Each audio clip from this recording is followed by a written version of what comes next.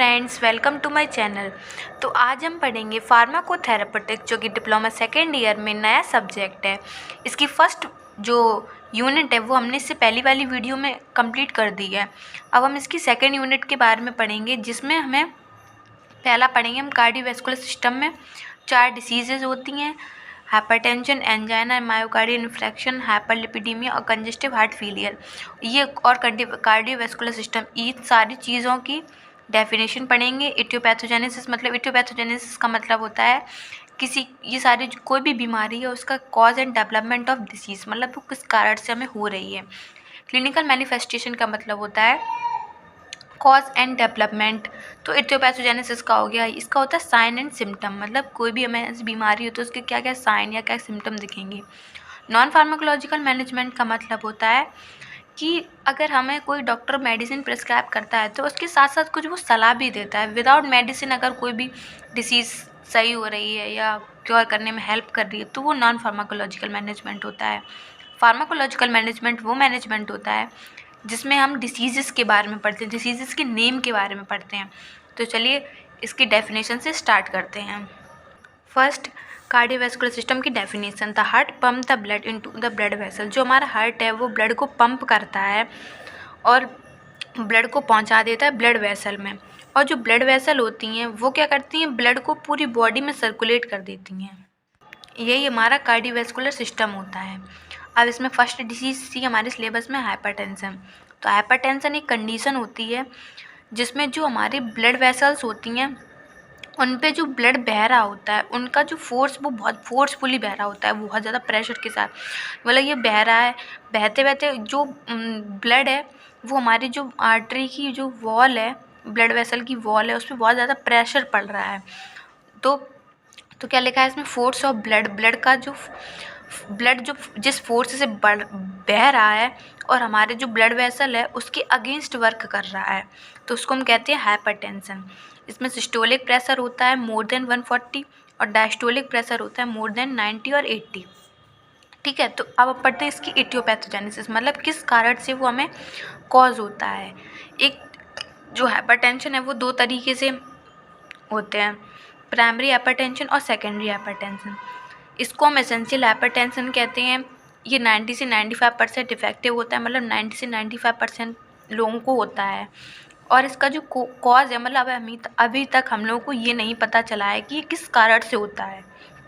फिर 5 से 10% ये सेकेंडरी हाइपरटेंशन है वो इफेक्टिव रहता है। कॉज इसका नोन है, हमें पता है ये किस वजह से होता है।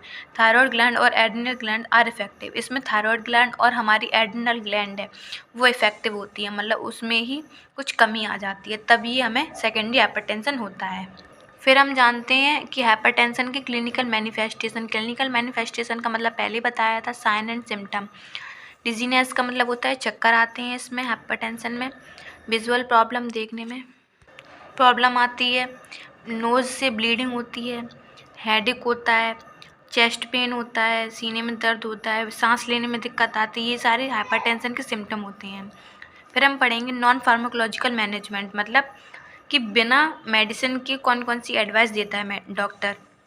लाइफ स्टाइल चेंज करने के लिए बोलता है, वेजिटेरियन फूड और फ्रूट्स खाने, फल और सब्जियां खाने के लिए बोलता है, और एक्सरसाइज करने के लिए बोलता है। जो नमक है वो कम खाना चाहिए, स्मोकिंग नहीं करनी चाहिए और अल्कोहल नहीं पीनी चाहिए, और अपना जो ब्लड प्रेशर है वो लगातार चेक कराते रहना चाहिए। फिर हम पढ़ते हैं फार्माकोलॉजिकल मैनेजमेंट के बारे में। एक मेडिसिन होती है, डायबिटिक्स कैटेगरी में आती है, फ्लूरेसेमाइड प्रेस्क्राइब करता है, कैप्टोप्रिल, एनालाप्रिल ये सारे प्रेस्क्राइब करता है। कैल्शियम चैनल ब्लॉकर प्रेस्क्राइब करता है जिसमें वेरापामिल आती है, और फोर्थ है मिनॉक्सीडिल। ये सारी मेडिसिन हाइपरटेंशन प्रिस्क्राइब की जाती हैं। अब हम पढ़ते हैं second, angina and myocardial infarction. Angina is a chest pain. Angina जो है वो एक तरीके का चेस्ट पेन होता है। क्यों होता है? क्योंकि जो ब्लड सप्लाई है हमारे हार्ट तक वो पूरी तरीके से नहीं पहुंच पाती है। जो ब्लड है वो पूरी तरीके से हमारे हार्ट पे नहीं पहुंच पाता है पंप करने के लिए, तो उस कंडीशन को हम एंजाइना कहते हैं, जिसमें ऑक्सीजन नहीं होती है। It feels like heart attack, ये हार्ट अटैक की तरह होता है। It is also called angina pectoris, इसको हम एंजाइना पेक्टोरिस कहते हैं और इस्केमिक चेस्ट पेन भी कहते हैं। इसकी एटियोपैथोजेनेसिस पढ़ते हैं। ब्लड जो है वो ऑक्सीजन को लेके जाता है हमारे हार्ट तक, तब ये हो सकता है। When heart does not get enough oxygen, मतलब हमारे हार्ट को जितनी ऑक्सीजन चाहिए होती है उतनी ना मिल पाए, उस कंडीशन को इस्कीमिया कहते हैं। कोरोनरी आर्टरी, हमारी जैसे अगर कोई भी आर्टरी है इसको हम कोरोनरी आर्टरी कहते हैं। हार्ट की कोई भी आर्टरी है तो उसको हम कोरोनरी आर्टरी कहते हैं। बिकम नैरो, वो पतली हो जाती है। ड्यू टू, क्यों हो जाती है पतली? क्योंकि उसमें फैटी एसिड्स और प्लेग जमने लगते हैं। उस कंडीशन को कहते हैं कोरोनरी आर्टरी डिसीज़ की वजह से भी हमें एंजाइना हो सकता है। अब इसके हम क्लिनिकल मैनिफेस्टेशन देखते हैं। सिम्टम्स क्या होते हैं? चेस्ट पेन होता है, डिस्कम्फर्ट, मतलब हमें अच्छा नहीं फील होता है, नोज़िया होता है, जी मिचलाता है, ब्रीदिंग प्रॉब्लम हो जाती है, शोल्डर्स में पेन होता है, कंधों में दर्द होने लगता है। फिर नॉन फार्माकोलॉजिकल मैनेजमेंट क्या होता है कि चेंज लाइफस्टाइल, अपनी जो लाइफस्टाइल है उसको चेंज करना चाहिए, हमें रेगुलर एक्सरसाइज करनी चाहिए और हमें हेल्दी फूड खाना चाहिए, अच्छी हरी सब्जी खानी चाहिए, फ्रूट्स खाने, फल खाने चाहिए, स्मोकिंग से बचना चाहिए, अल्कोहल कंजप्शन नहीं करना चाहिए, अपना जो बीपी है उसको कंट्रोल रखना चाहिए, और अपने ओबेसिटी का मतलब होता है मोटापा, मोटापे को भी कंट्रोल करना चाहिए, तो आपको ये डिसीज़ नहीं होगी। अब हम देखते हैं फार्माकोलॉजिकल मैनेजमेंट। जो एंजाइना है उसमें सबसे पहले नाइट्रेट के दो डेरिवेटिव है, ग्लिसराइड ट्राइनाइट्रेट और आइसोसार्बाइड डाइनाइट्रेट दिया जाता है। दूसरा है बीटा ब्लॉकर, मेटोप्रोलॉल देते हैं। Calcium channel blocker verapamil. ये हो गए हमारे एंजाइना के बारे में।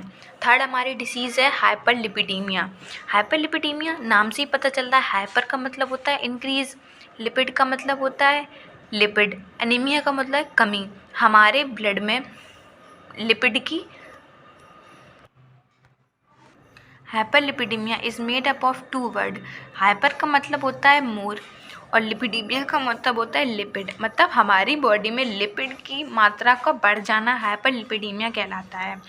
सो हाइपरलिपिडीमिया एक कंडीशन होती है जिसमें लिपिड का जो लेवल है हमारी बॉडी में बढ़ जाता है। दो तरीके की लिपिड होती हैं, एक लो डेंसिटी लिपोप्रोटीन होती है और एक हाई डेंसिटी लिपिड होता है।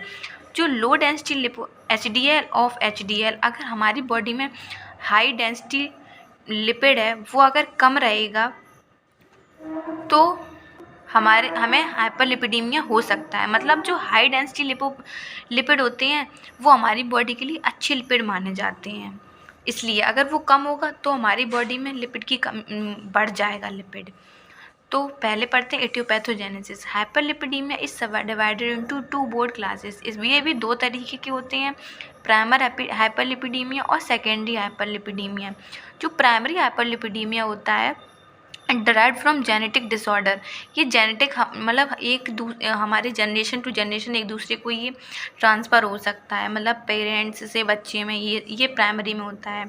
Secondary hyperlipidemia typically originated from alternate such as unhealthy diet, और जो सेकेंडरी हाइपरलिपिडीमिया होता है वो अनहेल्दी डाइट लेने से, डायबिटीज़ की वजह से, पुअर लाइफस्टाइल की वजह से हो सकता है। आपको अगर हाइपरलिपिडीमिया हो जाएगा तो आपको क्या क्या सिम्टम देखने को मिलेंगे?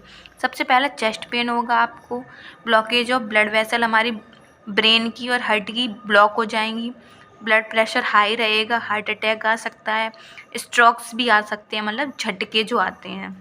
फिर नॉन फार्माकोलॉजिकल मैनेजमेंट देखते हैं कि एक्सरसाइज करनी चाहिए हमें, regular intake of high fat खाने चाहिए, food such as dairy product oil खाने चाहिए, रेड कलर की जो मीट आती है वो खाने चाहिए और प्रोटीन खानी चाहिए। फिर फार्माकोलॉजिकल मैनेजमेंट में आता है लोवास्टैटिन एक मेडिसिन होती है, सिम्वास्टैटिन, निकोटिनिक और क्लोफिब्रेट। ये सारी मेडिसिन डॉक्टर प्रिस्क्राइब करता है हमें जब हमें हाइपरलिपिडीमिया हो जाता है, लिपिड हमारी बॉडी में इंक्रीज़ हो जाता है। फिर हम पढ़ते हैं कंजस्टिव हार्ट फेलियर के बारे में। कंजस्टिव हार्ट फेलियर को, इसकी डेफिनेशन होती है कंजस्टिव हार्ट कार्डियक फेलियर भी कहते हैं। Congestive heart failure can be define as physiological state. ये एक हमारी बॉडी की फिजियोलॉजिकल स्टेट होती है जिसमें हार्ट जो होता है वो पंप नहीं कर पाता है ब्लड, मतलब जितनी हमारी बॉडी को ज़रूरत होती है ब्लड की वो उतना पंप नहीं कर पाता है, और हमारी जितनी भी नीड होती है हमारी बॉडी को, जब वो रेस्ट में होती है और एक्सरसाइज करती है तो उसको ब्लड की ज़रूरत होती है, तो वो उतना नहीं ब्लड पंप कर पाएगा, तो वो एक्सरसाइज करेंगे हम लोग, कमी होगी ब्लड की हमारे बॉडी को, तो वो उतनी नहीं, कमी हो जाती है हमारे ब्लड में।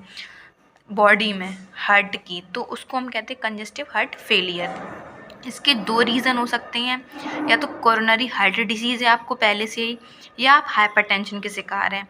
तो ही तो हमारे जो हार्ट है वही तभी तो पंप नहीं कर पाएगा ब्लड, तो उसी को हम कंजेस्टिव हार्ट फेलियर कहते हैं। तो इडियोपैथोजेनेसिस इसकी देखते हैं। मैंने ये चार्ट के हिसाब से आपको समझाने की कोशिश की है, जिसमें आपको लिखना कम पड़ेगा और ये इफ़ेक्टिव रहेगा। तो आप भी अगर एग्ज़ाम में इस तरीके से लिखेंगे तो आपको भी मार्क्स अच्छे मिलेंगे। तो हमने पहली बात की थी या तो आपको कोरोनरी हार्ट डिसीज़ है या आप हाइपरटेंशन के शिकार हैं। अगर आपको कोरोनरी हार्ट डिसीज़ है तो आपकी जो आर्टरी है वो क्लॉग्ड हो जाएंगी, मतलब उसमें क्लॉग बन जाएगा और उसमें नैरो आर्टरी हो जाएंगी, दोनों में नैरो ही तो होंगी, और इसमें इंक्रीज़ हो जाएगा लोड हमारी आर्टरीज़ पे। अगर ये दोनों कंडीशन होगी तो हमारा जो स्ट्रोक वॉल्यूम है वो कम हो जाएगा और कार्डिक आउटपुट भी कम हो जाएगा। जब हमारा कार्डिक आउटपुट कम हो जाएगा तो 3 कंडीशन होती हैं। या तो हमारा हार्ट रेट इंक्रीज़ हो जाएगा, उससे किडनी पे क्या इफ़ेक्ट पड़ेगा, और हमारे बॉडी में कुछ चेंजेस होंगे, जैसे कि डायलेटेड कार्डियोमायोपैथी हो जाएगी, हाइपरट्रॉफिक मायोपैथी हो जाएगी। फिर अगर किडनी पे क्या फ़र्क पड़ेगा, वो रेनिन को रिलीज़ करेगा। रेनिन अगर रिलीज़ होगी तो वो एंजियोटेंसिन रिलीज़ करेगी। एंजियोटेंसिन रिलीज़ होगा वो एल्डोस्टेरोन, और जो वॉल्यूम है वो बहुत ज़्यादा ओवरलोडेड हो जाएगा, जिसकी वजह से कंजेस्टिव हार्ट फेलियर होता है। इस तरीके से आप बना सकते हैं अपने एग्ज़ाम में अच्छी तरीके से, आपको समझ में आएगा। फिर कंजेस्टिव हार्ट फेलियर की clinical manifestation shortness of breath, छोटी मतलब हो जाएगा सांस लेने में दिक्कत, फैटिग्यू मतलब थकान, स्वॉलन लेग्स में सूजन आ जाएगी, हार्ट रेट है वो बहुत ज़्यादा हो जाएगी, आप वेट गेन कर सकते हैं। फिर हम नॉन फार्माकोलॉजिकल, क्वाइट स्मोकिंग नहीं करनी चाहिए, बंद कर देनी चाहिए, इंक्रीज फिजिकल एक्टिविटी मतलब एक्सरसाइज करनी चाहिए, वज़न को कम करना चाहिए, हमारी जो डाइट है उसको इम्प्रूव करनी चाहिए। और मेडिसिन होती हैं कैप्टोप्रिल, लिस्नोप्रिल, इनालाप्रिल, रामिप्रिल और ट्रेंडोलाप्रिल, सारी मेडिसिन होती हैं। आई होप आपको समझ में आ गई होंगी सारी डिसीज़। अगर आपको कोई डाउट है तो आप कमेंट सेक्शन में बता सकते हैं, और अगर आपको अच्छा लगा मेरा समझाना तो आप प्लीज़ इसको शेयर करना, वीडियो को लाइक करना, कमेंट करना, subscribe to my channel. Thank you for watching this video. Take care, bye.